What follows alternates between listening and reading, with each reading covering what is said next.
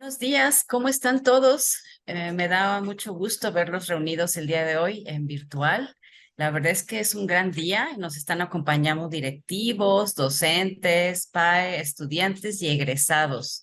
Bienvenidos a todos a la primera sesión del sexto seminario de investigación educativa del Instituto Politécnico Nacional. Pues, ¿qué más que a través de la Secretaría Académica y de la DEFIE, gracias a la subdirectora Dafna, a la jefa de departamento que tenemos aquí, a Mari? Muchas gracias por acompañarnos, a la gente que nos está ayudando, ahora sí que tras cámara, tras la cámara, ¿verdad? No los vemos, pero muchas gracias por estar aquí, en los que organizan este seminario con la finalidad de fomentar y desarrollar la investigación educativa en las unidades académicas del instituto. El seminario se va a llevar a cabo del día 18 de octubre al 8 de noviembre. Esperamos contar con su presencia en cada una de las pláticas que fueron preparadas para ustedes, especialmente para ustedes. El modelo educativo institucional identifica la investigación educativa como un quehacer del personal docente de las escuelas, así como un mecanismo para la retroalimentación de los procesos, de cada uno de los procesos formativos que tenemos. Por lo que el propósito del seminario es generar un espacio de intercambio, de discusión entre ustedes y nosotros para la construcción de un lenguaje que tenga en común y que permita el desarrollo de la investigación en diferentes modalidades para abordar problemáticas de los del nivel superior y del medio superior y, por supuesto, del posgrado, que redunden en la mejora del funcionamiento sustantivo del instituto. En esta ocasión, el seminario de investigación se ha convertido en un referente institucional que se realiza de forma anual desde el año 2018. Les voy a platicar un poquito por los que no saben o por los que nos están acompañando y los que no, pues imagino que ya saben todo esto. En la tercera, cuarta, en las dos primeras ediciones, los especialistas están en materia presentando los resultados de sus trabajos de investigación educativa y todo esto propició el interés por integrarse como un grupo de trabajo, es decir, conformar una red de educación. Ya en la tercera, en la cuarta y en la quinta edición, las y los docentes expertos en investigación educativa expusieron principales etapas del proceso de investigación a las celdas de investigación, lo que permitió orientar sus trabajos. Para esta edición, el seminario se realizará por webinar con ponentes de reconocida trayectoria. En cada sesión abordarán las diferentes etapas del proceso de investigación educativa a partir de sus experiencias y resultados de su investigación en esta área. El seminario está dirigido a ustedes docentes, a los que están interesados, a todos aquellos que quieren desarrollar investigación educativa. El seminario va a abordar el día 18, que es hoy, el marco conceptual y o teórico, el miércoles 25, el diseño de la investigación, el día 31 de octubre, la recolección de datos, y terminamos el 8 de noviembre con la obtención de resultados y conclusiones. Y bueno, ahora sí, ya les di un poquito de antecedente de este seminario y me gustaría presentar a las doctoras y a las personas que nos están acompañando el día de hoy. Buenos días y bienvenida, doctora Silvia Ochoa Ayala, de la OPICSA del Instituto Politécnico Nacional. Igual que a la doctora Rosamalia Gómez Ortiz, de la ESCA Santo Tomás, a quienes agradecemos su tiempo y disposición para esta sesión. Muy Nuestras buenos días. invitadas, gracias a ustedes por estar aquí con nosotros. Muchas, muchas gracias. Ustedes abordarán el tema de marco conceptual y o teórico a partir de sus experiencias y trabajo de investigación educativa.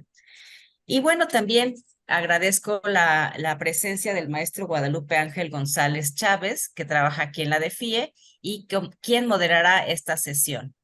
La verdad es que yo les quiero platicar un poquito de él.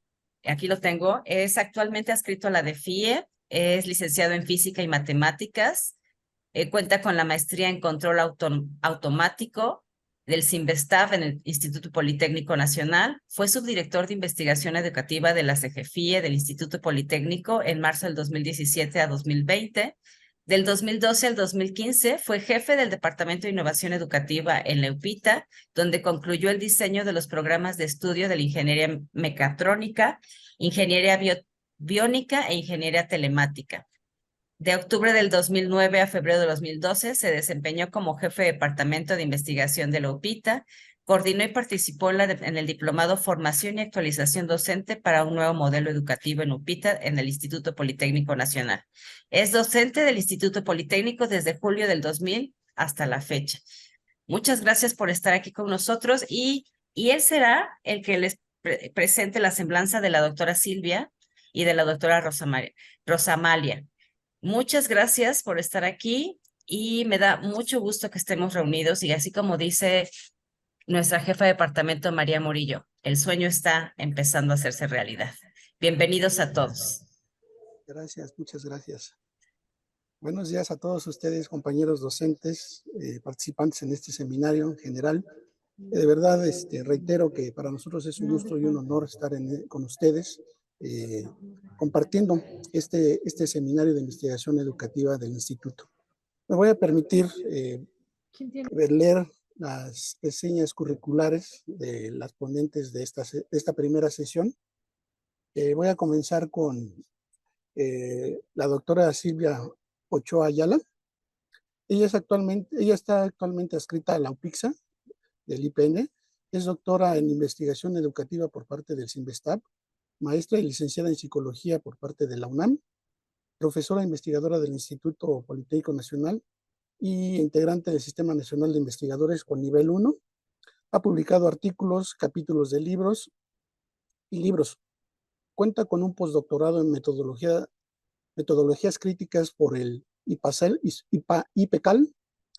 la especialidad en competencias docentes por la UPN, la especialidad en políticas de cuidado con perspectivas de género en Flaxo, Uruguay. Actualmente realiza la especialidad en estudios sobre violencia por razones de género contra las mujeres en Flaxo, Brasil. Ha sido galardonada con el premio Juan Santos Valdés y es doctoris honoris causa por la Honorable Academia Mundial de Educación en Perú. Las líneas de investigación que aborda son los estudios de género y la violencia por razones de género en instituciones superiores. Bienvenida, doctora Silvia Ochoa. También me voy a permitir leer un poco del currículum de la doctora Rosamalia Gómez Ortiz. Ella es licenciada en psicología por parte de la UNAM, maestra en ciencias en administración y desarrollo de la educación por el IPN, es doctora en ciencias administrativas por el IPN, es investigadora nacional nivel 1 por parte del Sistema Nacional de Investigadores de CONACYT. En el campo de la administración fungió como jefa de departamento de didáctica, formación de profesores de la ESCA, fue jefa de la sección de estudios de posgrado también de la ESCA Santo Tomás. En el área central fue jefa del Departamento de Investigación Educativa y asesora de la desaparecida Secretaría Técnica. Es docente investigadora desde que se convirtió en hija adoptiva del IPN desde 1982. Ha escrito libros, capítulos de libro, artículos y ha graduado alumnos de nivel licenciatura, maestría y doctorado. Actualmente coordina el programa de Administración en Gestión y Desarrollo de la Educación y el programa de especialidad en gestión de instituciones educativas. Bienvenida, doctora Rosamalia Gómez Ortiz. Gracias por acompañarnos. Bueno, voy a permitir compartir lo que es, lo que va a ser este seminario de investigación educativa. Este es el 6º seminario. El día de hoy tenemos la primera sesión del seminario. Aquí estoy compartiendo el programa del seminario. La primera sesión, que es el día de hoy, abordaremos el marco teórico conceptual. La duración del seminario es de las 11 de la mañana a las 12:30 horas. Las ponentes, la doctora Silvia Ochoa y la doctora Rosamalia Gómez Ortiz. La segunda sesión, que será el miércoles 25 de octubre, abordará el tema del diseño de la investigación. El martes 31 de octubre, la recolección de datos, y el miércoles 8 de noviembre, la obtención de resultados. Estas sesiones se llevarán a cabo en un horario de 11 de la mañana a 12:30. También les comento la dinámica del seminario. Está dividida, digamos, en 2 etapas. En la primera parte de esta sesión del seminario, cada panelista dará respuesta a partir de su experiencia y de un trabajo de investigación a las preguntas previamente planteadas por un servidor, de tal manera que podamos abrir una discusión sobre el marco teórico conceptual. Para responder cada pregunta, cada panelista tendrá hasta 10 minutos. La segunda parte de la sesión daremos la palabra a los asistentes para que de viva voz o por medio del chat planteen sus preguntas, sus comentarios y las respondan las ponentes como consideren pertinente. Por lo que a los participantes los invitamos a plantear de manera anticipada sus preguntas o comentarios para que llegado al momento de su participación, esta sea lo más ágil posible y demos oportunidad a la mayoría de los que quieran participar.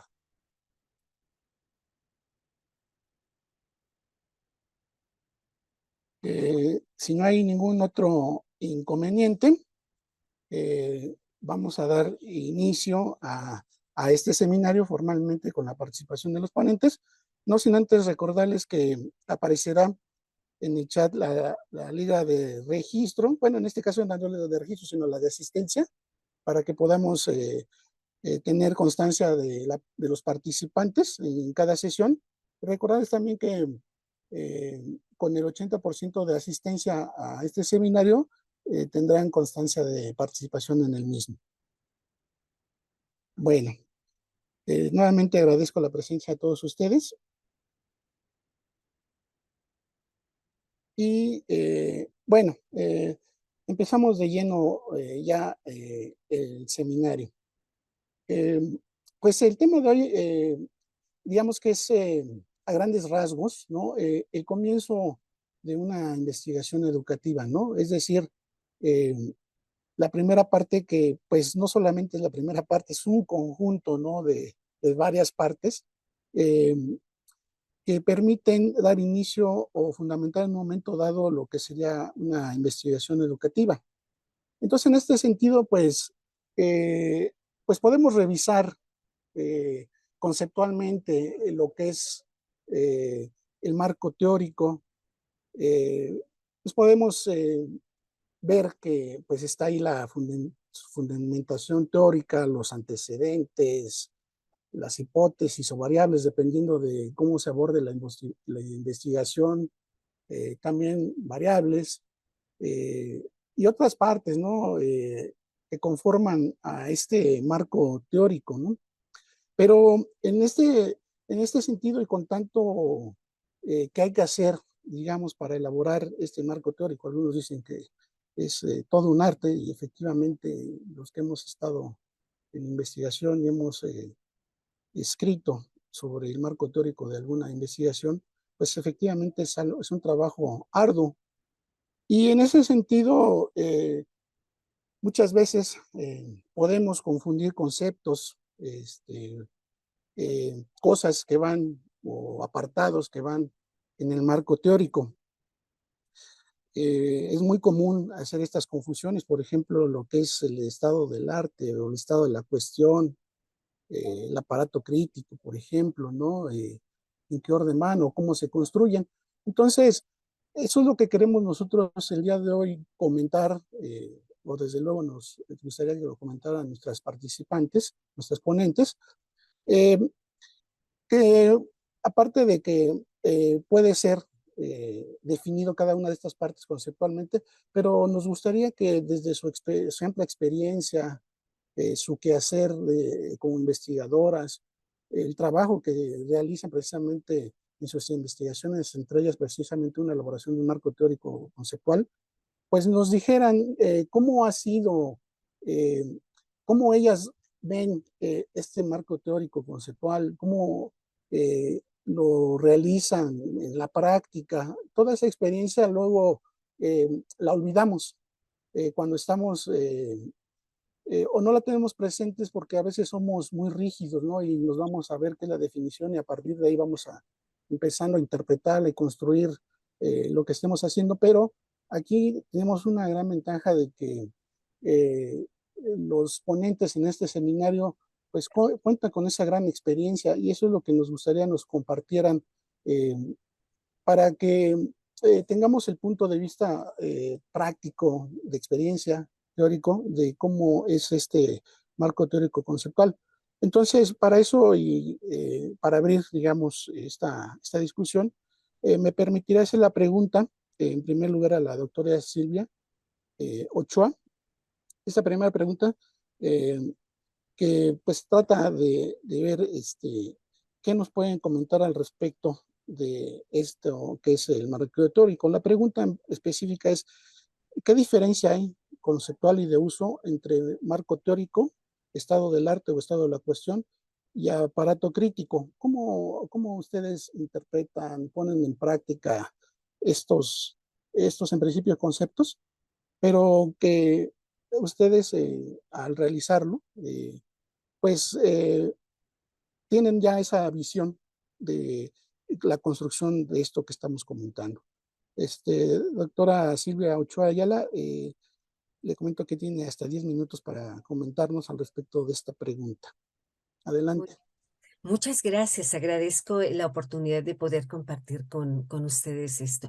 Voy a remitirme muy rápidamente a algunos conceptos para luego platicarles cómo es que hice un cambio en cómo construir el marco teórico. Y la primera que les quiero comentar respecto al estado del arte es esta metáfora tan bonita que nos plantea Mariela Jiménez sobre el caleidoscopio. Pensar en el estado de arte como la construcción de diferentes maneras de poder abordar una problemática que nos inquieta, que nos interesa, que nos preocupa o que nos afecta, ¿no? Entonces, bueno, esta posibilidad de mirar desde diferentes lugares esto que queremos nosotros estudiar es el objetivo, digamos que la tarea de construir un estado del arte. Y bueno, el estado del arte tiene pues diferentes momentos en los cuales pues en muchas ocasiones está vertido mucho la idea de que es una revisión de pues de la cuestión bibliográfica. Efectivamente hay una revisión. Sin embargo, en cada revisión, en cada lectura, en cada posibilidad que nos brindan los diferentes investigadores e investigadoras, nosotros vamos a filtrar a través de nuestra propia experiencia, de nuestra propia manera de ver las cosas, desde no solamente pues de un marco de construcción por nuestra formación, sino por nuestra propia experiencia. Entonces, es un proceso inductivo-deductivo que nos lleva efectivamente a ir contrastando la realidad con lo que sabemos y después de esto que sabemos, contrastar nuevamente, es decir, es un proceso dialéctico que genera praxis. Respecto al marco teórico, perdón, justamente de la cuestión del estado del arte, tenemos que mirar un contexto, una historia que nos permita ver justamente desde dónde se construyen las cosas. Entonces, es importantísimo en esa construcción saber en qué lugar, de qué lugar estamos hablando, de qué tipo de autor, qué tipo de características había en ese momento cuando se hizo esa construcción para entender por qué se leen las cosas de cierta manera.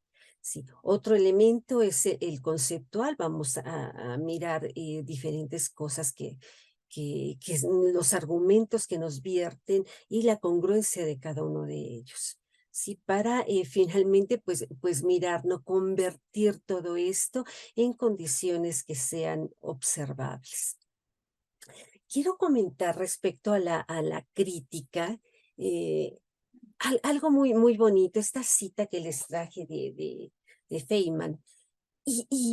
Respecto ya a la cuestión de la postura crítica, de este aparato crítico, es justamente qué pasa con la crítica, qué significa la crítica cuando nosotros revisamos esta cantidad, este bagaje construido por la humanidad para poder dar cuenta de un aspecto que nosotros queremos construir, pues efectivamente la crítica implica un distanciamiento, distanciarse de lo empírico, de lo fáctico, para regresar a él con otros ojos, ¿no? Entonces, siempre implica una ruptura de un orden, ¿no? Con lo que está. Y a veces una adscripción. Entonces, bueno, quisiera comentar con ustedes esta situación de ver el estado del arte, que también déjenme comentarles un poquito antes de que prosiga. El estado del arte como tal es una construcción de finales del siglo XIX, que es norteamericana. Entonces, bueno, por acá, ya en nuestras regiones, fue hasta 1980 que CONACYT le da una validez como estado de la cuestión. Entonces, también esto es interesante mirarlo, porque estado de arte, marco teórico y este aparato unidos son los que nos van a dar el ojo para poder leer la realidad. Entonces, algo que también les quiero comentar de la cita de Feynman es justamente esto que nos dice Marx: la crítica no es una pasión de la cabeza, sino la cabeza de una pasión. ¿Por qué me llama y quiero compartir con ustedes esto? Es porque en ocasiones, y ahorita le voy a ser un poquito más explícita, estamos leyendo a través de la aparente neutralidad, la aparente vamos, el quitar los espacios de emoción o de costumbres o de situaciones que tienen que ver con todo lo que es el ser humano, ¿sí? Tratamos de evitarlo en esa construcción. Y justamente es lo que la crítica, el aparato crítico pretende, que nosotros también entendamos como sujetos de construcción de conocimiento, que tenemos una implicación al respecto. De este marco, que déjenme abrirlo un poquito más, les quisiera compartir este, un poquito más sobre este. Lo traigo, que es parte de una revista muy bonita de Pecal, justamente, que nos propone un método hermenéutico. Y miren ustedes, aquí le quise traerlo como está planteado en la revista, para compartir con ustedes por qué es importante mirar de manera integral, digámoslo así, y no quisiera llamarle objeto de estudio. Aquí les comento por qué. El objeto de estudio implicaría cierta jerarquía entre yo, sujeto constructor, y el objeto que voy a estudiar. Es una distancia jerárquica en la cual yo considero que a quien veo, a quien estudio, está fijo, está establecido, no se mueve, y que además yo soy la persona que va a dar cuenta de él. Noten ustedes que esta jerarquía también va a afectar la construcción del conocimiento que yo pueda hacer. Entonces, bueno, la mirada que vemos aquí, estas dos vertientes, es esta cuestión del pensamiento analítico, este pensamiento del método científico que se esmera por la neutralidad, que se esmera por medir, que le gusta describir, que le gusta explicar, hablando de las jerarquías para la construcción del conocimiento. Y además, bueno, siempre piensa al otro, fíjense, hablando de humanos y no humanos, pero en el caso particular de mi trabajo, pues es con personas prácticamente que trabajo. Entonces es pensar como que el otro es alguien que está ahí y yo llego a leerlo. En cambio, pensando críticamente desde un ojo distinto, vamos a pensar o vamos a tratar de construir un conocimiento que esté situado, que esté pensado a través de las prácticas sociales actuales, de los sentimientos de las personas. Pensamos el lugar histórico que tenemos también la intención de pensar de manera compleja, es decir, uniendo lo subjetivo y lo objetivo para dar cuenta de un objeto regreso con el objeto, ¿verdad? Para dar cuenta de una situación y de un grupo de personas que interactuando me dan cuenta de mi propio ser en esa lectura de investigación. Entonces, bueno, la idea es pensarlo desde ahí, desde la subjetividad, desde la condición grupal y desde la condición digamos que mucho más amplia en grupo social grande, pero históricamente también. Como ven ustedes, bueno, se escucha, pues sí, sí, fuertemente integral, con el abarcar de una manera bastante fuerte y compleja. Sin embargo, quiero comentarles que el verdadero problema es o no problema, sino realmente el trabajo de lo que yo propondría aquí sería el asunto de pensar desde nosotros, de un autoanálisis que se llama didactobiografía, es decir, reunir los elementos de nosotras, en el caso de las mujeres, sobre la posición de las mujeres en un lugar determinado, en un espacio determinado, para dar cuenta de lo que pasa con las otras mujeres. Les comento, no sé cuánto tiempo me quede, estimado doctor Ángel, para comentarles sobre lo que yo he trabajado y lo que estoy proponiendo. Hace poco mandé ya un artículo sobre la violencia de las chicas en la Escuela Superior de Sistemas Computacionales. Entonces, bueno, al entrevistar a las chicas, me doy cuenta que hay espacios femeninos en donde ellas confluyen para dar cuenta de una forma de descalificación epistemológica, de descalificación en cuanto al lugar estudiante, en cuanto al lugar mujer, en cuanto al lugar mujer que produce digitalidad. Entonces, la tarea es identificar en mi persona también la afectación y el espacio en el cual yo construyo mi interés relacionado a lo que ellas están viviendo y cómo yo a través de mi ser mujer puedo también percibir este tipo de violencias para dar cuenta a través efectivamente de cómo construimos la violencia, de cómo nosotros vamos a mirar históricamente la violencia, es decir, no es lo mismo las jóvenes actuales a las jóvenes de mediados del siglo pasado o las del otro espacio temporal.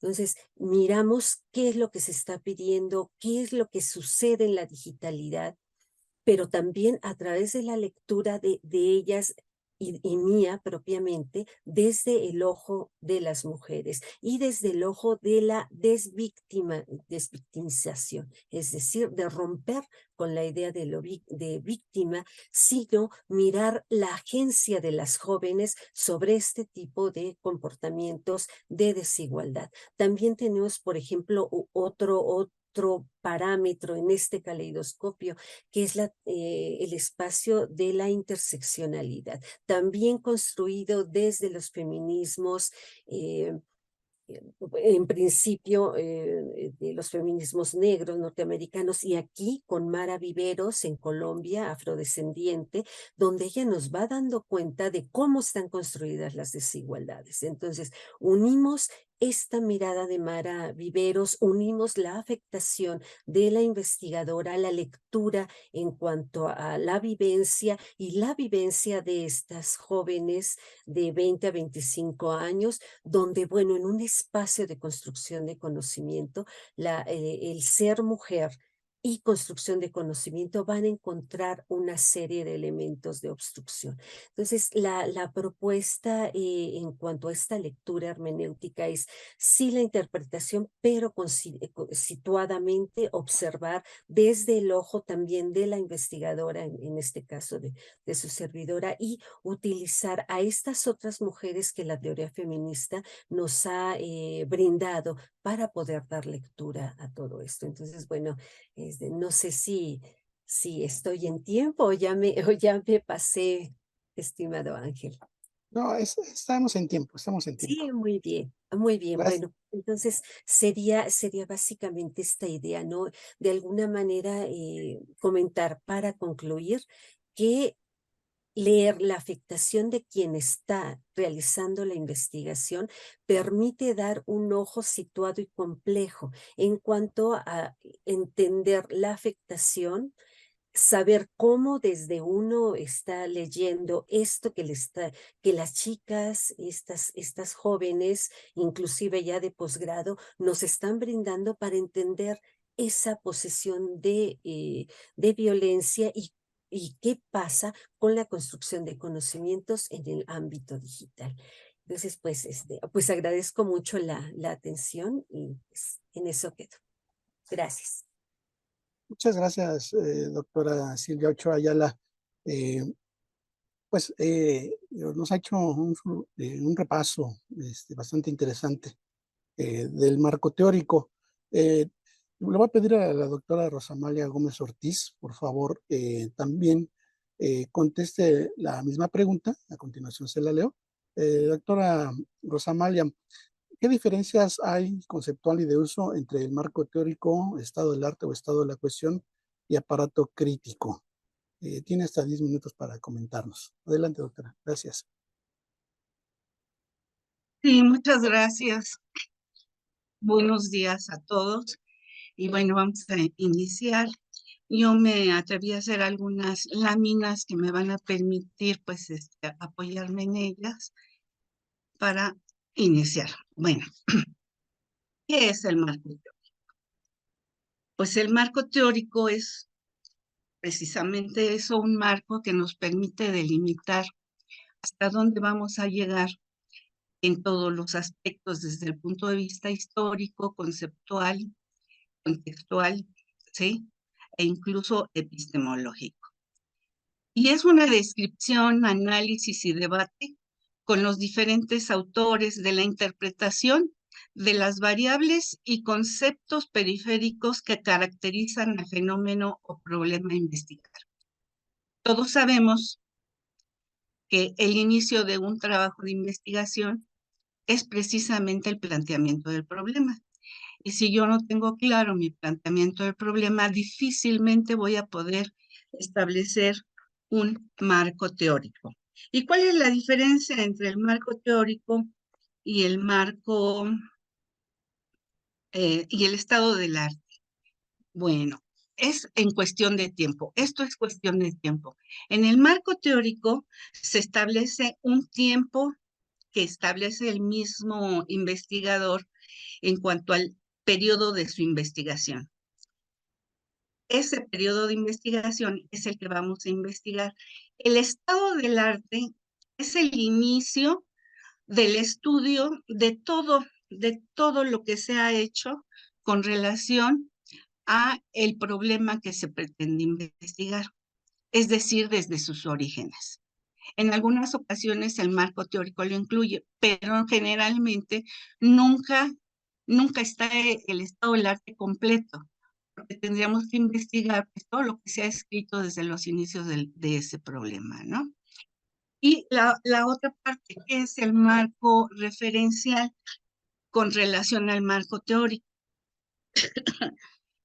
El marco teórico, pues como lo dice el concepto, se refiere a las teorías, que es el conjunto de leyes, principios establecidos en una teoría. Y el marco referencial, podemos hacer la diferencia en que se refiere a, a todos los elementos empíricos que nosotros podemos encontrar de los diferentes investigadores que han estudiado nuestro mismo tema, nuestro mismo problema, pero sin fundamentarse en una teoría, sino puede ser aspectos sí teóricos, pero no teorías completas.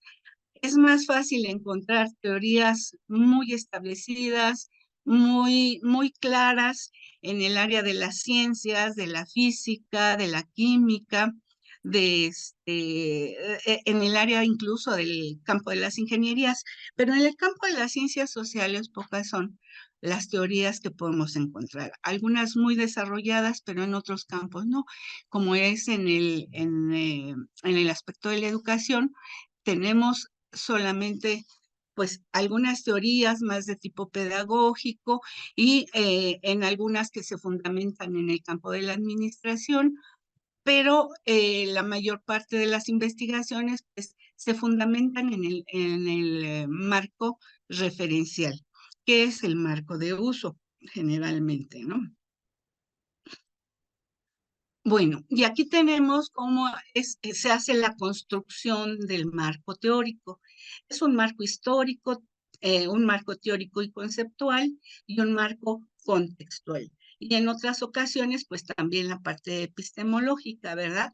Y podemos observar cómo el marco histórico, pues es el análisis precisamente de los hechos relacionados con el problema que nosotros pretendemos investigar, y que este marco va a ser el sustento de toda la parte conceptual de esa resolución de ese problema. Con el problema en una línea de tiempo establecida por el investigador. Las teorías, en el marco teórico, teorías y descripción conceptual, que describe el problema, elementos empíricos científicos, las teorías científicas con sus conceptos y conocimientos, así como los métodos establecidos que se han desarrollado. Y el marco contextual es la caracterización del entorno donde se ubica el problema, los espacios geográficos, los actores involucrados, las dinámicas que se dan y sobre todo la normatividad. Cuando nosotros hacemos estudios en una institución, pues hay ciertas normatividades que a veces generan algunos problemas, pero también a nivel social hay ciertas normatividades de manera a nivel federal o de comportamiento o de ciertas estructuras que delimitan o que generan problemas específicos, en qué contexto se encuentra precisamente el problema que queremos resolver. Y entonces, ¿cómo surge el marco teórico? El marco teórico en el proceso de investigación surge precisamente del problema de la investigación, de la identificación del problema de la investigación, así como de la identificación de sus variables. ¿Cuáles son las variables que conforman este problema? Si las identificamos, podemos establecer nuestro título de la investigación, incluso utilizando esos conceptos que corresponden a las variables que nosotros tendremos que medir. Y el marco teórico se encuentra precisamente en medio de este apartado que yo le he llamado planeación de la investigación. Cuando nosotros identificamos este problema, identificamos sus variables y nos planteamos algunos objetivos, pues estamos planeando nuestra investigación. Y el marco teórico va a ser el sustento y el vínculo entre el planteamiento de este problema y la elaboración de los instrumentos que nos van a permitir obtener la información que queremos o que necesitamos, ¿sí? Para sustentar nuestro trabajo. En este caso, todo este proceso pues tiene que ver tanto con la investigación cualitativa como cuantitativa, ya que a partir de la parte metodológica, pues ahí se define de alguna manera hacia dónde vamos a ir, hacia la parte cualitativa o la parte cuantitativa, ¿no?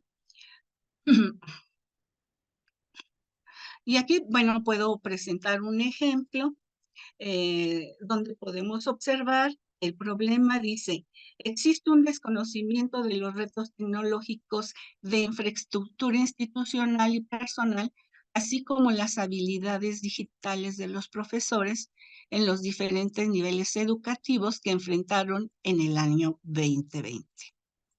¿Cuál es nuestro límite de tiempo? El año 2020. El contexto, pues finalmente pues, tiene que ser la parte de de la época de la pandemia, ¿verdad? Y nuestras variables aquí las podemos identificar: retos tecnológicos de la infraestructura institucional, retos tecnológicos en el hogar, porque esto es personal, y en este caso, pues lo identificamos nosotros con esas herramientas que los profesores tenían en su casa, y si eran similares o diferentes a las que se manejaban en las escuelas, ¿no? Pero también en los diferentes niveles educativos. Bueno, y entonces de ahí se deriva el título, y dice el título: Retos digitales enfrentados por los docentes en el año 2020 en instituciones educativas, estudio comparativo a nivel nacional. Y nos encontramos que al hablar de instituciones educativas, pues nos estamos refiriendo a los diversos niveles educativos, que sería el nivel básico, el nivel medio y el nivel superior, ¿sí? Y pues los retos digitales tienen que ver también no solamente con esta parte de la parte tecnológica, sino también con las capacidades y conocimientos que los profesores tienen, de la parte digital, ¿sí? Y aquí podemos ver cómo están las tres variables: retos tecnológicos, institucionales, personales y habilidades digitales. ¿Cuáles son esas habilidades digitales que los docentes tienen? Y entonces encontramos el aparato crítico, del cual también se nos está preguntando, se encuentra en la parte de la redacción del documento, ¿no? Bueno, aquí es la estructura. ¿Cómo lo vamos a estructurar de acuerdo a nuestras variables?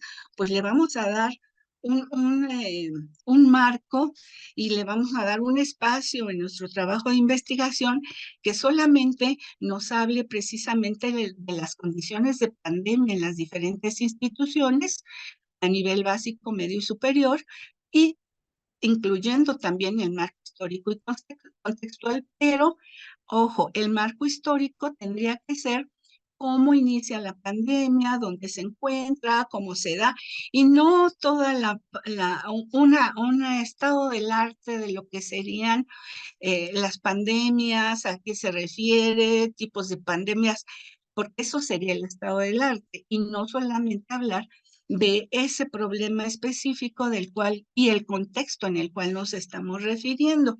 Entonces, el siguiente capítulo o espacio, que pueden ser 1, 2 o 3 capítulos, dependiendo de la extensión de la información, pero sobre todo del tipo de variable del cual se estará manejando, pues estaríamos hablando aquí de las habilidades digitales de los docentes dentro de un marco teórico y conceptual, con fundamento en estudios empíricos, en modelos de habilidades digitales, pero ubicado para los diferentes niveles educativos a los cuales nos referiríamos, ¿no? En el caso de la infraestructura tecnológica, pues son las herramientas para la docencia y la investigación que se tuvieron que utilizar o que se utilizan, ¿sí?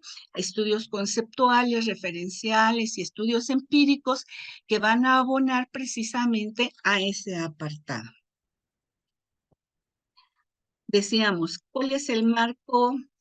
El marco crítico. Bueno, el marco crítico tiene que fundamentarse en la argumentación.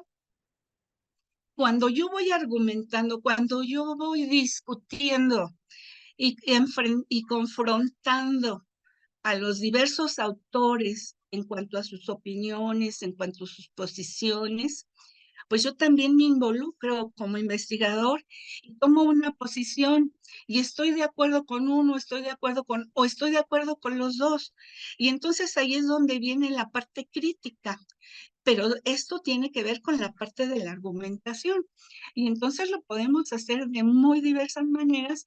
En este caso, pues tenemos los parafraseos que podemos hablar, decir lo mismo de diferente manera para confrontar a otro autor, o hacer una ejemplificación diferente de lo que nos está demostrando uno de los autores, o si estamos de acuerdo, estamos en desacuerdo, pero dando ejemplos con relación a lo que estemos o no de acuerdo.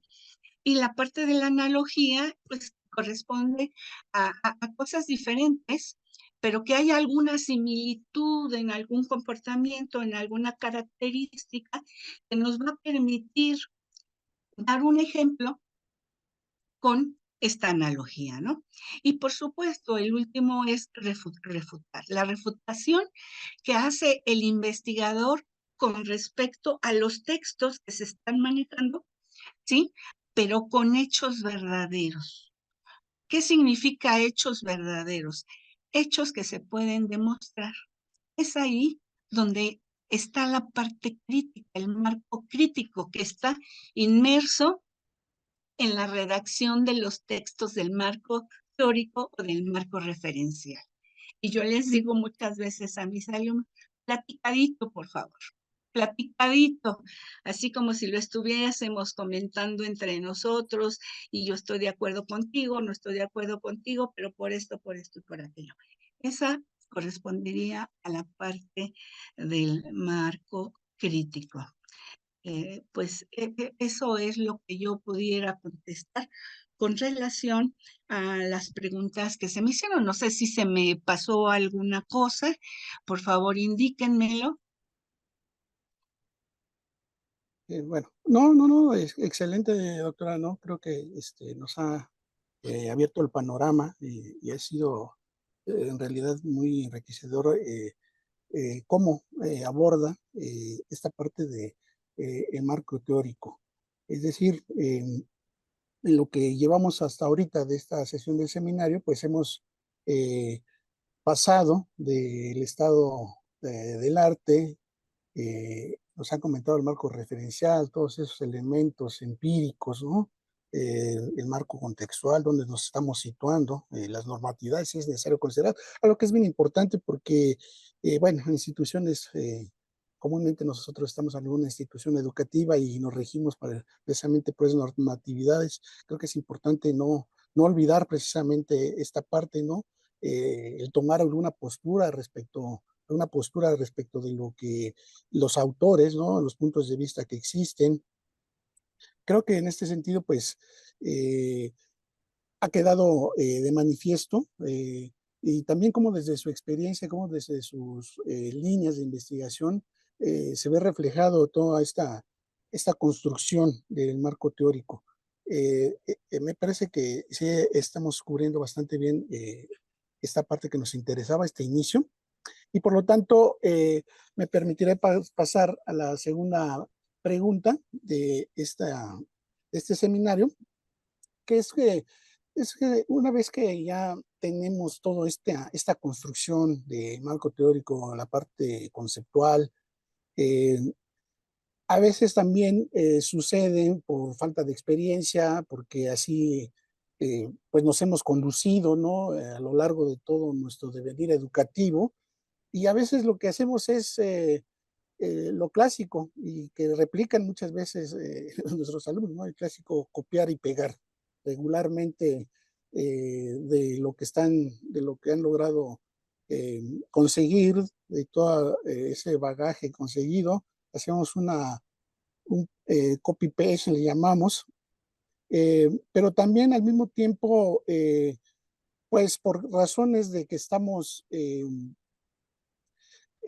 una línea, en un campo que para nosotros ya nos es conocido, también nos llevamos ese mismo marco teórico a una investigación quizás diferente a la que a la que ya hemos hecho, ¿no? Y tratamos de hacer una adaptación de este marco teórico, pero a lo mejor no muy, eh, no tan extensa como lo exige a lo mejor esta nueva investigación.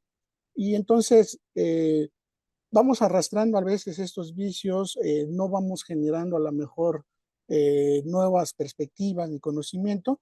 Y entonces en ese sentido va la siguiente pregunta. Eh, ¿Se vale cambiar en un momento dado de perspectiva teórica, ya sea porque eh, la misma revisión bibliográfica nos ha llevado a eso, o porque estamos quizás tratando un problema diferente? En ese sentido, ¿es válido copiar y pegar regularmente el mismo marco teórico? Le pido a la doctora Silvia Ochoa, por favor, si nos comenta al respecto. Muchas gracias. Bueno, efectivamente estas preguntas resultan muy desafiantes y yo creo que tocan puntos muy importantes para la cuestión de la investigación. Efectivamente, y lo sabemos, eh, digamos que el autoplagio está tipificado como algo que no debe suceder en investigación. Y esto, bueno, nos permite, me parece, pues para replicar algún texto hasta un 30%. Entonces, bueno, claro que va a haber desde el ojo de la persona que está construyendo, eh, hay cosas que se van conservando, pero que también van cambiando. Un investigador o investigadora va buscando en la realidad cosas que nos van a dar conocimientos nuevos, vamos a producir ojos para mirar, perspectivas para tener una comprensión más amplia de un fenómeno, sea que utilicemos un espacio desde la construcción del estudio de caso, que después lo llevemos como microhistoria, a vincular con un aspecto general. ¿Sí? Este ejercicio de subjetivación, este ejercicio de pensar de manera distinta, requiere que nosotros constantemente estemos vigilando lo que estamos haciendo y dejar bajo sospecha de verdad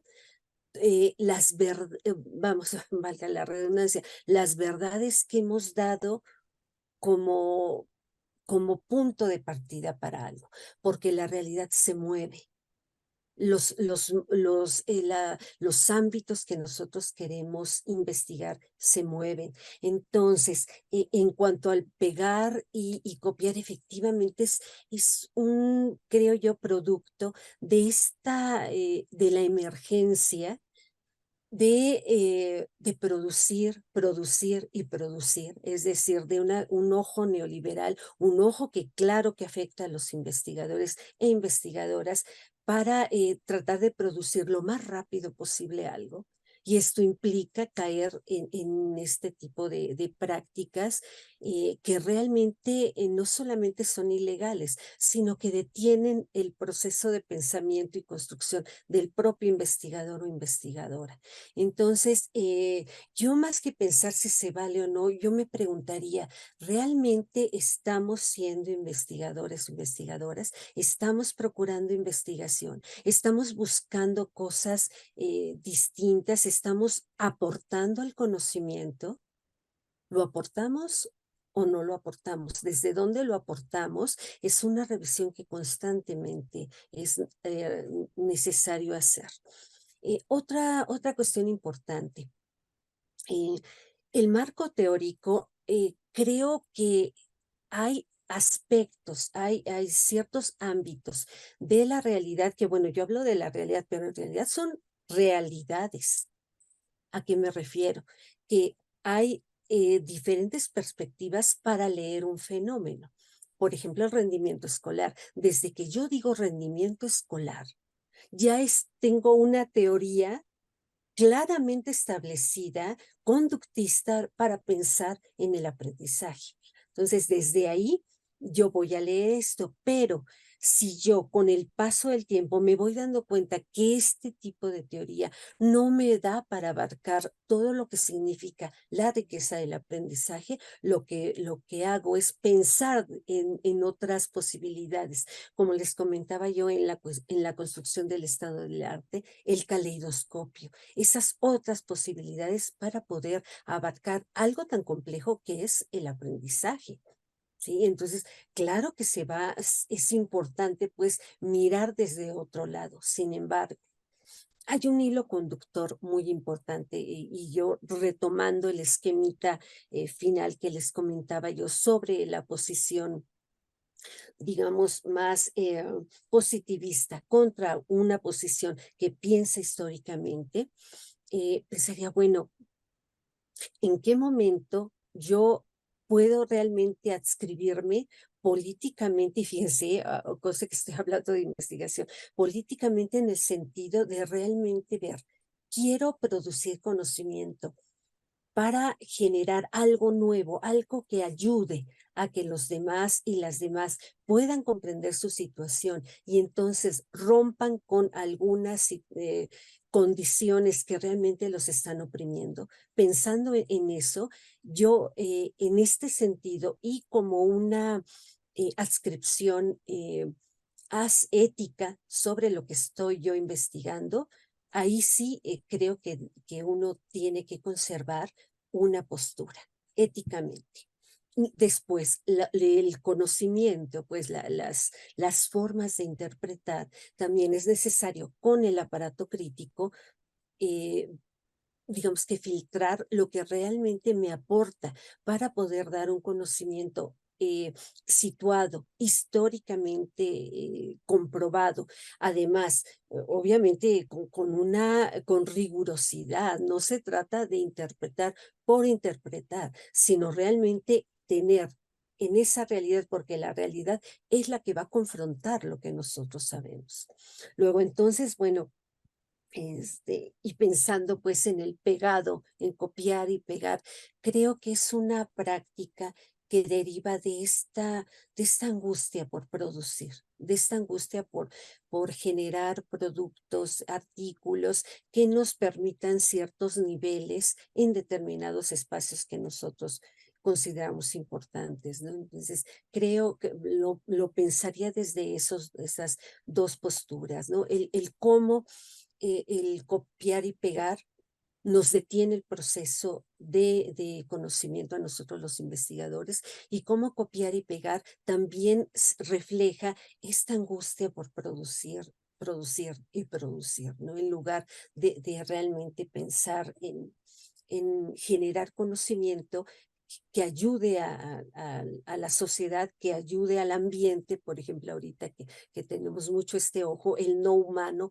el ambiente, al cual hemos tratado como objeto y no como sujeto que también merece ese respeto. Entonces, pues, no sé si ya me pasé, creo que me preocupa mucho por el tiempo porque en realidad, pues, es un tema apasionante y de verdad las preguntas muy, muy retadoras y muy, muy buenas. Agradezco mucho el poder compartir esto. Muchas gracias.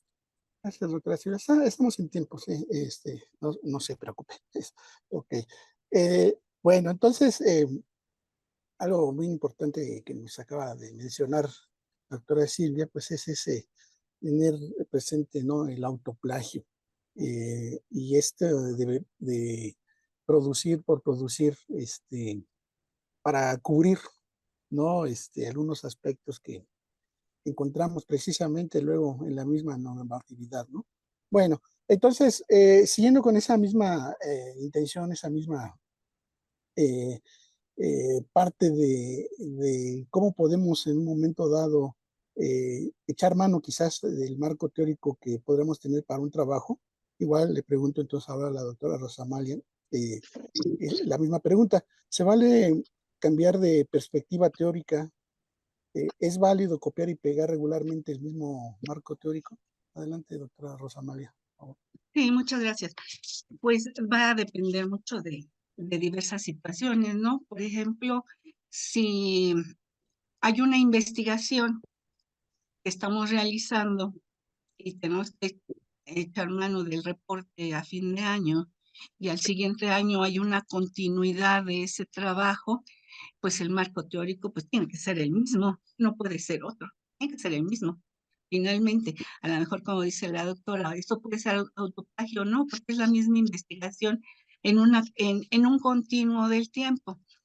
Pero si mi línea de investigación cambia, perdón, no la línea de investigación, la línea de investigación puede ser la misma, pero el objeto de estudio puede ser diferente. Entonces ahí sí tiene que haber un diferente marco teórico, finalmente.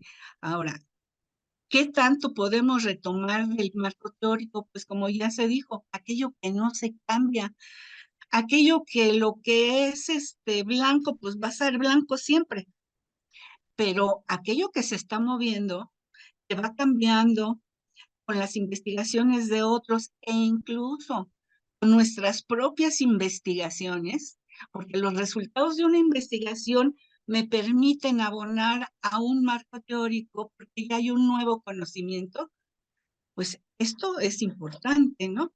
Entonces sí, tendríamos que considerar que ese 30% que se puede mantener, pues lo elijamos adecuadamente con los elementos que son estáticos y que van a estar, que son clásicos y que siempre van a ser de la misma manera, y abonar con otro tipo de conocimientos, con los nuevos, con los que se han desarrollado actualmente, pues definitivamente el cambio, el desarrollo del conocimiento, pues es prácticamente día a día, y la información que se puede obtener, pues es muchísima sobre el conocimiento desarrollado, se puede integrar a nuestro marco teórico. Y sí, es muy importante considerar este tipo de cosas sobre los plagios, porque desafortunadamente se ha convertido en una moda y ahora hasta algunos políticos ya los están investigando y no pueden ni siquiera participar en en alguna situación donde ellos quisieran pues concursar para algún cargo público, porque desde este momento ya les están revisando sus trabajos de tesis de licenciatura o de maestría o de doctorado. Simplemente hay que ver los contextos también en este tipo de desarrollos, ¿no? ¿A qué le llamamos plagio? ¿Cómo le llamaban al plagio anteriormente? ¿Cuál era su conceptualización? ¿En qué momento se dio? ¿Cuáles eran los lineamientos? Y bueno, pues fundamentar esto también. Nosotros tenemos en todo el instituto, creo que lo que más se maneja, pues es el APA, y el APA es muy importante saber citar, porque a veces si nosotros metemos nuestro documento a Turnitin, por no saber citar adecuadamente, entonces estamos prácticamente teniendo más del 50% de similitudes, pero no es porque realmente estemos copiando, simplemente no sabemos citar. Pero con relación a de que si podemos utilizar el mismo marco de referencia, pues tenemos que ver si es el mismo tipo de estudio o es un estudio diferente en nuestra línea de investigación, ¿no? Y es ahí donde el mismo investigador deberá de tomar la decisión para determinar hasta qué punto podrá retomar de su trabajo anterior el mismo marco, ¿no? O parte del mismo marco. Eso es todo.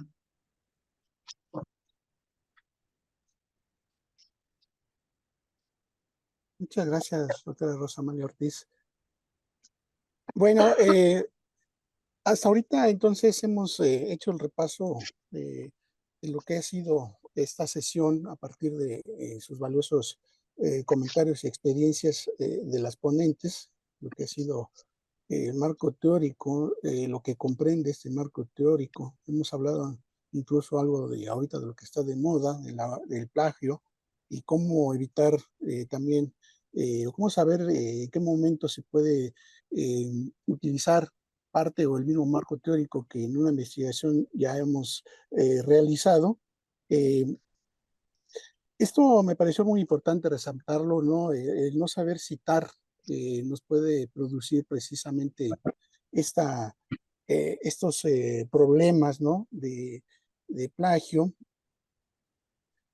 También esto de producir por producir y no ser bastante críticos nosotros mismos, ¿no? Como investigadores, también nos podría llevar a ese tipo de problemas, ¿no? Es decir, eh, entonces el marco teórico pues es nuestra guía para un trabajo posterior, que son las etapas que hemos planteado en una investigación. Eh, de esta forma, pues sabremos si el problema vale la pena o no resolverlo, simplemente, eh, o si la investigación ya está resuelta, ¿no? En ese sentido, pues nos da pautas o luces para plantear o resolver otros problemas de investigación, entre otras cosas, ¿no? Este marco teórico. Bueno, si no tenemos por el momento algún otro comentario por parte de nuestras ponentes, les pido a los participantes eh, que nos hagan favor de plantear, de comentar sus cuestionamientos, preguntas, comentarios, a fin de que la doctora Silvia, la doctora Rosamalia, nos puedan comentar al respecto de ello. Por ejemplo, algo que nos comentan por acá, he visto que hablamos indistintamente del estado del arte y que en un momento dado comentan a veces está mal interpretado, creo incluso por la misma traducción literal de ello, y que algunos otros investigadores hablan del estado de la cuestión como parte de ello, ¿no? Entonces, no sé si nos quieran comentar al respecto de este comentario.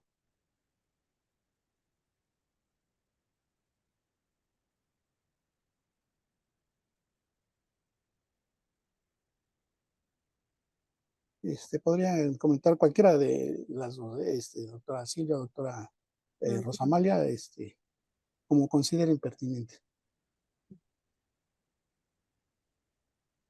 Bueno, pues, Adelante, me doctora permite. Silvia. Gracias, muy amable. Efectivamente, ¿no? Como les comenté hace un momentito, estado del arte es una construcción creada en Estados Unidos a finales del siglo XIX, así como estado del arte.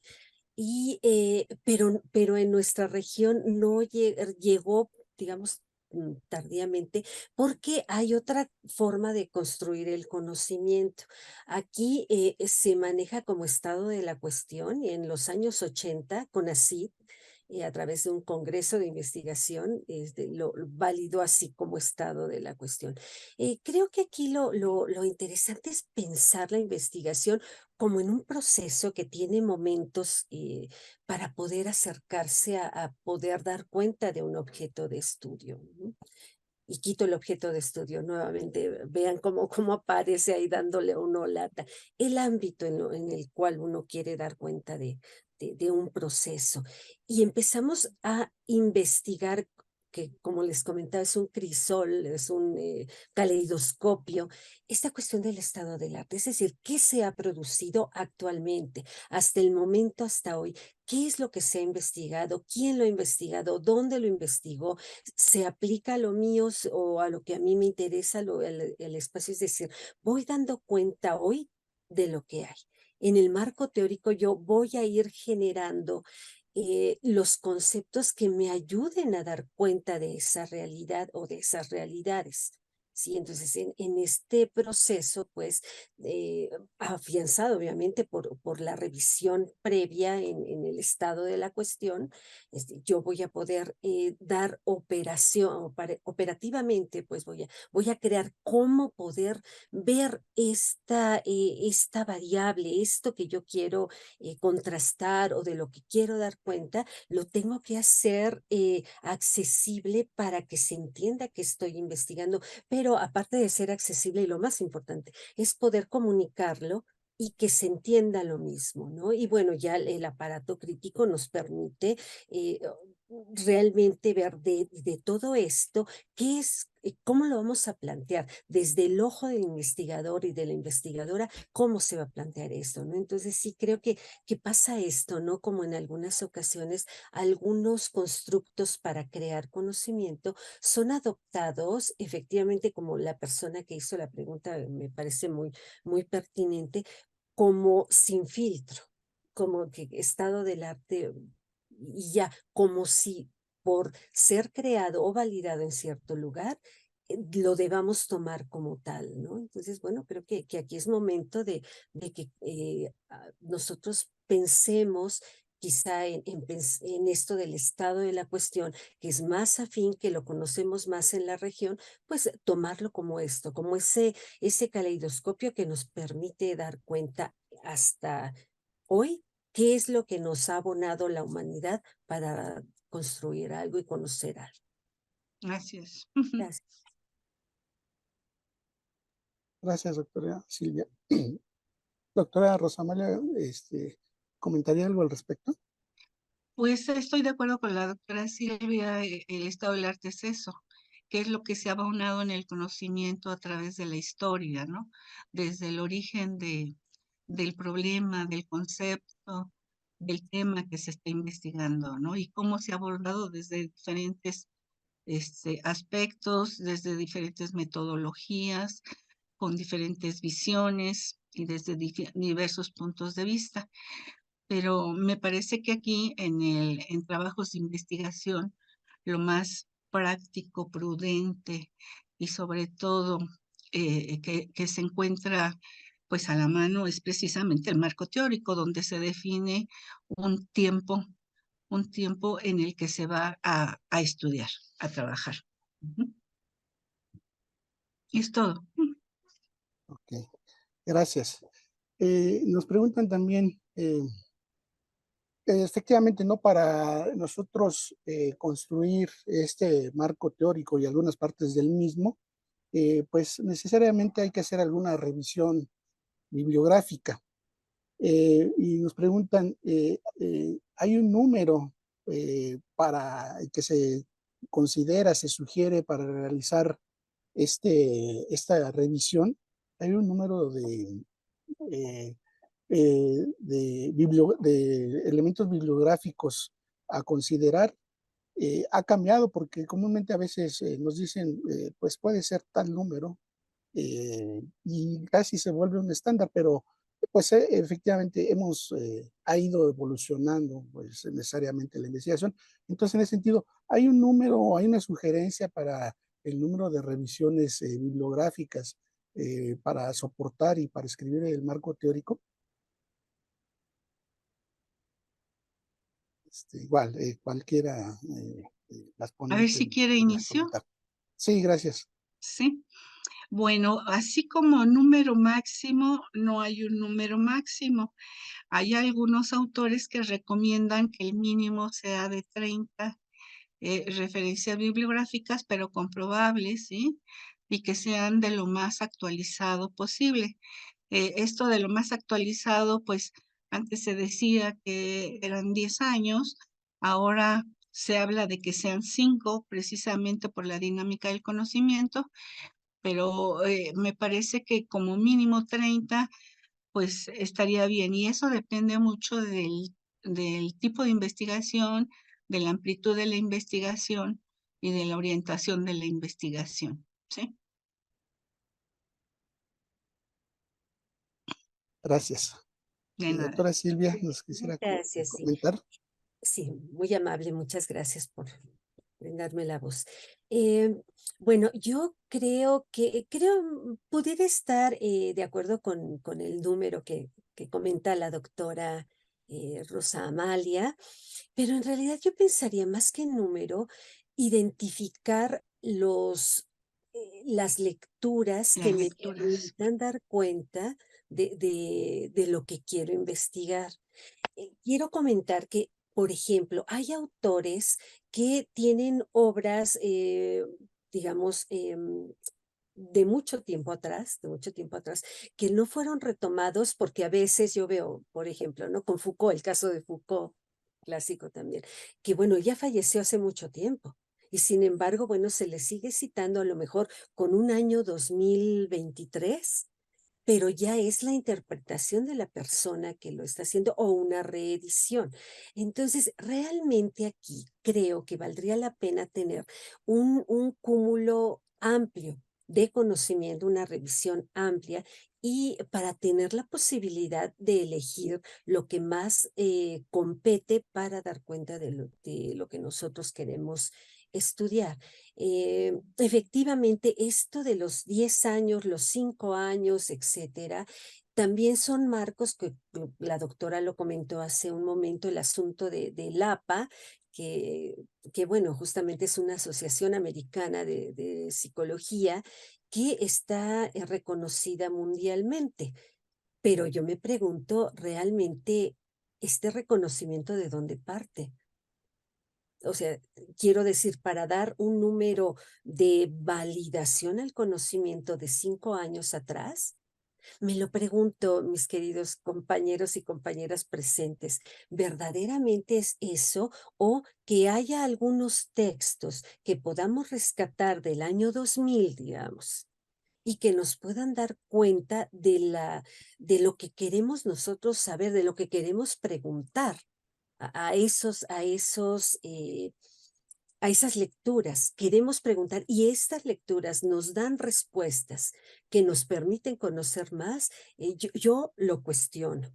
Entiendo porque de repente nos encontramos en el asunto un poco ambivalente, ¿sí? De lo que es las exigencias para la academia, para el asunto de las publicaciones y esto, pero yo pensaría en sí efectivamente considerar las nuevas referencias, los nuevos conocimientos de personas que sí estén produciendo cosas nuevas y no reediciones. ¿Sí? Y por el otro lado, ¿por qué no retomar de manera muy justificada? Porque también es importante, o sea, yo dentro del espacio de resultados y el espacio de conclusiones puedo explicar el por qué tomo estas referencias y qué es la idea con la que estoy dialogando para poderlas brindar. Entonces, creo que también aquí, compañeros y compañeras, el asunto es un poco tener este juicio de valor ético para el conocimiento y sí, brindar un espacio también para lo otro, pero que no sea nuestro único margen nuestro único criterio para tomar conocimiento, ¿no? Entonces sí es complejo, pero creo que podemos nosotros dar un poco de batalla desde la región, desde no aceptar todo lo que viene en la élite, brindando argumentos, porque no, tampoco creo que sea válido decir es que yo, por ser de la región, solo de la región, voy a tomar conocimiento.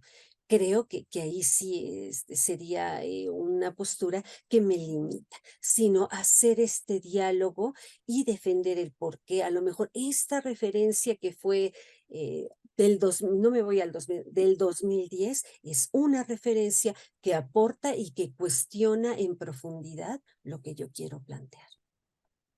Gracias. Ok. Muchas gracias, doctora Silvia Ochoa. Tenemos tiempo para un par de preguntas más. Comentan por aquí, ¿qué porcentaje de referencias bibliográficas físicas y referencias electrónicas consideran debe tener un marco teórico? Cualquiera nos puede comentar. Doctora Silvia, doctora Amalia, por favor.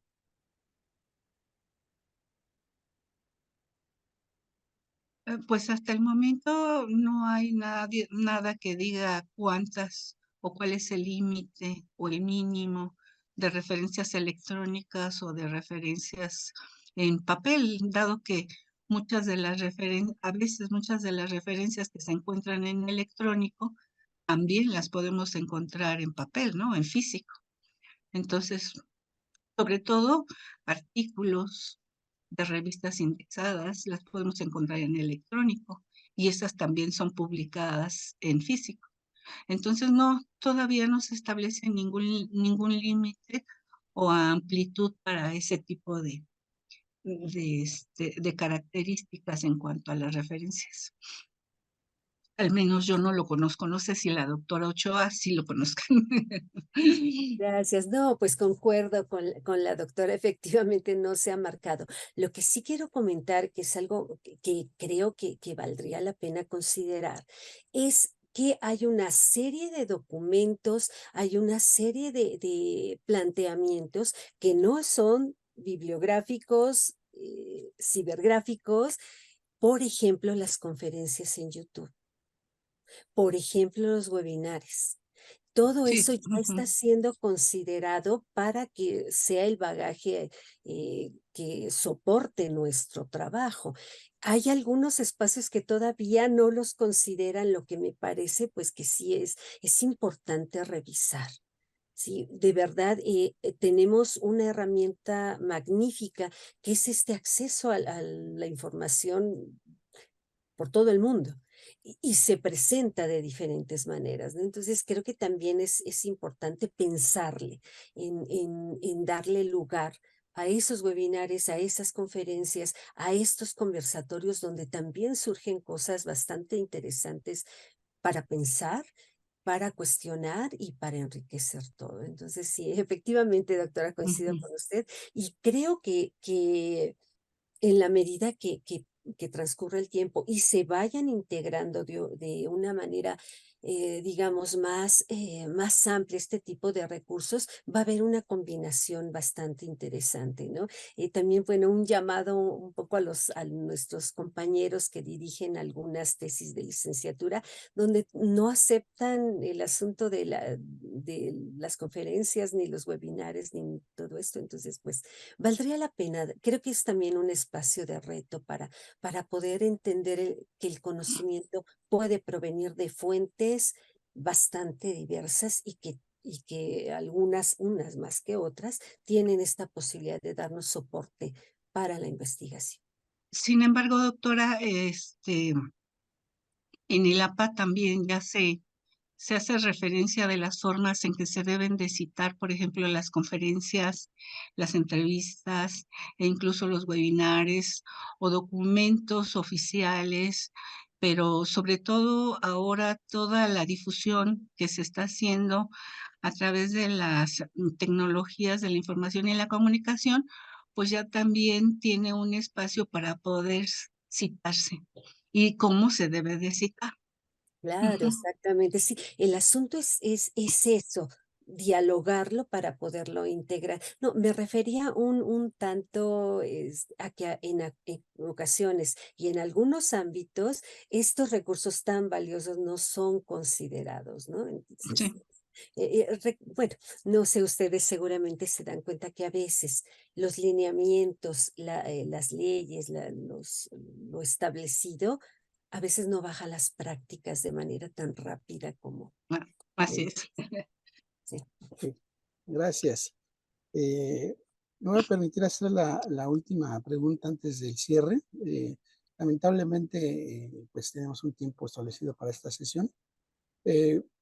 Comentan, me parece trascendental lo mencionado con respecto a salir del positivismo y la necesidad de identificar qué trabajos con sujetos, que trabajamos con sujetos y no objetos de estudio. Desde este sentido, pregunto, ¿estamos hablando de que solo se debería partir de un enfoque cualitativo para abordar una investigación educativa? ¿Quién nos comenta? No sé, doctora. Yo tengo la impresión de que la doctora Ochoa es más cualitativa que cuantitativa. Y en mi caso, yo soy más cuantitativa que cualitativa. Desde los dos puntos de vista considero que se puede abordar un problema de investigación y obtener resultados que se complementan, ¿no? Pero sí, el estudio de la educación se puede abordar desde las dos corrientes, la cualitativa y la cuantitativa. Y son complementarios finalmente. Bueno, aquí debo comentar pensando en el ojito que se tiene para mirar. La cuestión positivista implica un ojo de buscar neutralidad, buscar medir a como de lugar, buscar espacios que sean objetivos, o sea, esta palabra de la objetividad como fin último. ¿Sí? Para darle validez a lo que se produce. Entonces, pensando en el asunto cualitativo y cuantitativo, debo comentarles que desde donde yo lo veo, uno puede hacer investigación positivista cualitativamente y cuantitativamente. Porque dependiendo desde dónde uno se sitúe, es que se puede hacer. Es decir, el trabajo Exacto. cuantitativo puede hacerse desde la hermenéutica también porque Ujú. los datos que nosotros tenemos, por ejemplo, de la migración, ¿sí? O sea, son, a ver, 1,000 personas que están cruzando cada minuto la frontera sur en México. Estas 1,000 personas que están cruzando es un dato cuantitativo, ¿sí? Pero si nosotros miramos cómo está históricamente la migración, qué elementos económicos de cuestión de seguridad y otros elementos están dando lugar a esa migración de 1,000 personas, entonces usamos los datos cuantitativos comparados históricamente para dar cuenta de un movimiento que requiere atención, ¿sí?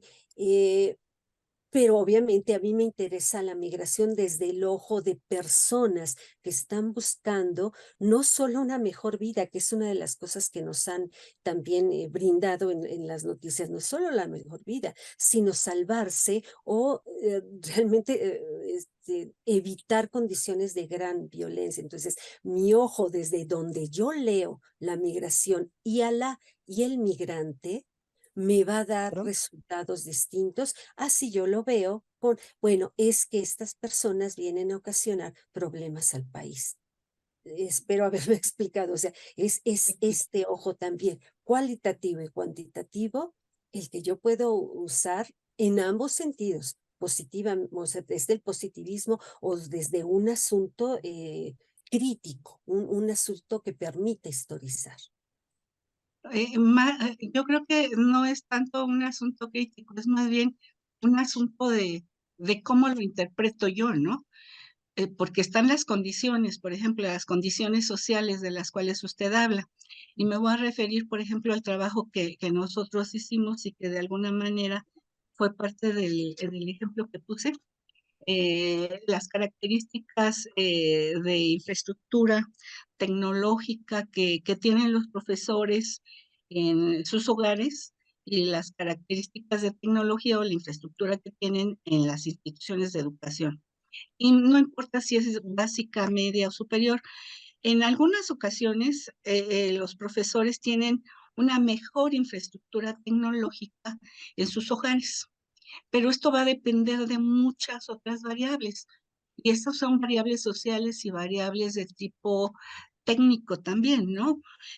Hay lugares donde no llega el internet, hay lugares donde no hay luz, ¿sí? Hay lugares donde solamente se puede contratar un internet con ciertas características, Ujú. pero no es por el internet, es por el tipo de empresa a la que le estamos contratando, ¿sí? También la parte económica, ¿no? ¿Cuántos de los profesores, pues en época de pandemia, pues no estaban en su casa y no podían trabajar en su casa y tenían que utilizar los medios de telecomunicación para poder impartir sus clases? Pues se iban a a los Sí, cafés internet, ¿no?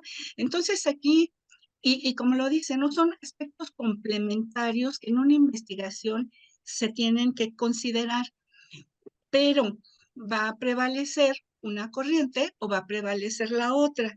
De esto va a depender precisamente del tipo de problema y de la forma de abordaje de la parte metodológica. Pero que claro. ambos están presentes en una investigación, sí van a estar presentes siempre. Claro, no, muy bien, doctora. Sí, igual para, bueno, no robar más tiempo, robo un minutito nada más, que ya sé que estamos un poco encima.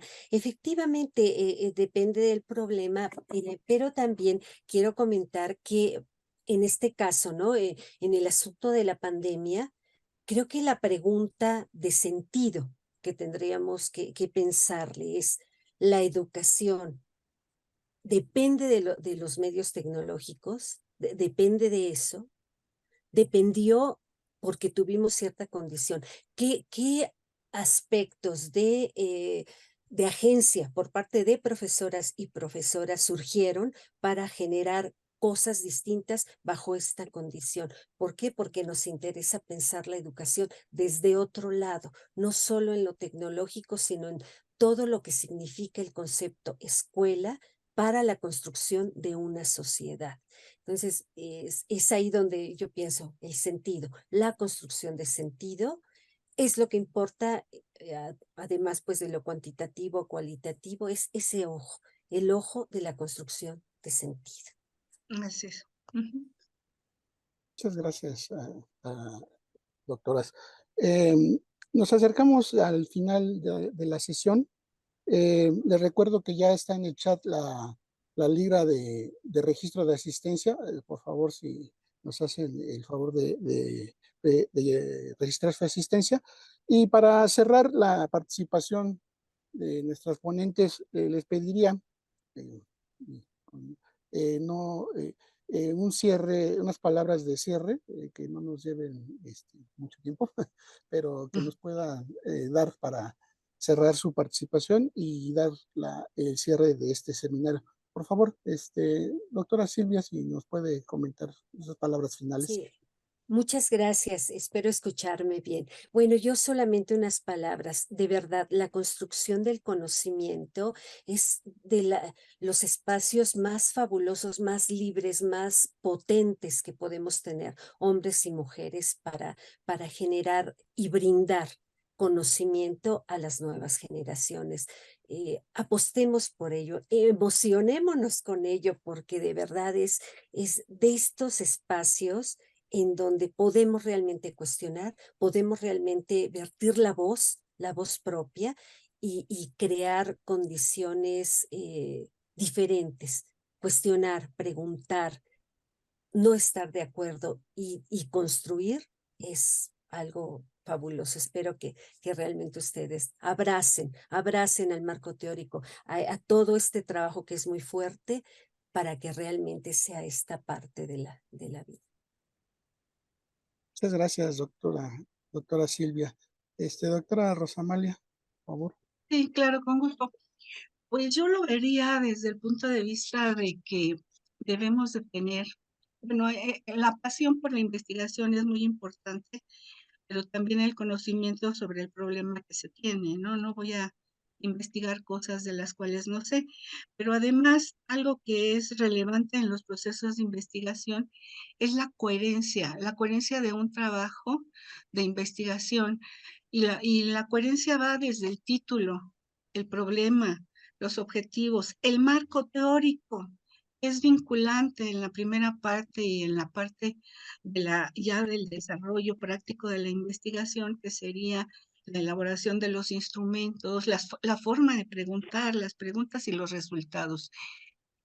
E incluyendo, por supuesto, las referencias que son las que dan sustento al marco teórico, pero todo debe de tener un hilo conductor, porque hay trabajos que yo he observado que el título es uno, la pregunta o el problema que están tratando de investigar es otro, el marco teórico no tiene que ver ni con uno ni con el otro, y los resultados, pues como que se los adivinaron, ¿no? Entonces, eso es muy importante, tener esa disciplina y ver la posibilidad de que haya coherencia entre todos los elementos internos de un trabajo de investigación. Eso es, por mi parte, lo que yo recomendaría. Muchas gracias. Bueno, se ha agotado el tiempo para esta sesión del seminario. De verdad, todo un gusto y un honor contar con la participación de la doctora Silvia Ochoa Ayala, desde luego de la doctora Rosamalia Gómez Ortiz. La verdad, este es un esfuerzo que nos ha llevado bastante tiempo prepararlo, desde luego también las ponentes, el tiempo que dedican, sus comentarios muy valiosos. Agradezco gratamente a nombre de FIE a las ponentes de esta sesión, y no me queda más que invitarlos a la próxima sesión del seminario, que será el miércoles 25 de octubre a las 11 a.m. El tema será el diseño de la investigación. Y también, antes de irnos, si es posible, pudieran abrir sus cámaras.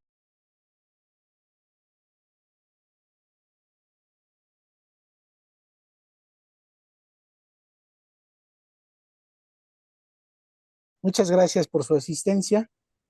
Los esperamos en la próxima sesión. Muchas gracias. Muchas gracias. Muchas gracias.